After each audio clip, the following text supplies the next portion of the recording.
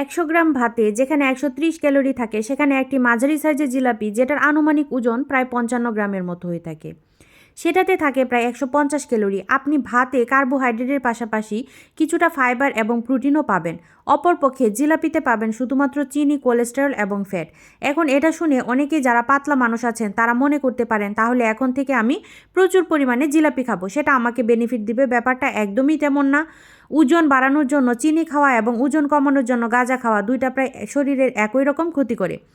এর পাশাপাশি আমরা রাস্তার মোড়ে যে দোকানগুলো দেখতে পাই সে দোকানগুলোর মধ্যে অধিকাংশ দোকানে এই জিলাপিকে মচমচে করে তৈরি করার জন্য একটি কেমিক্যাল ব্যবহার করা হয় যার নাম হাইড্রোজ।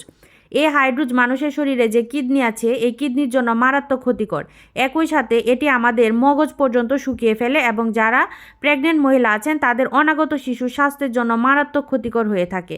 রমজানে আপনি সপ্তাহে 1 থেকে 2 দিন জিলাপি খেতেই পারেন, তবে সেটা যেন বাসায় হেলদি ওয়েতে প্রসেস করা হয়।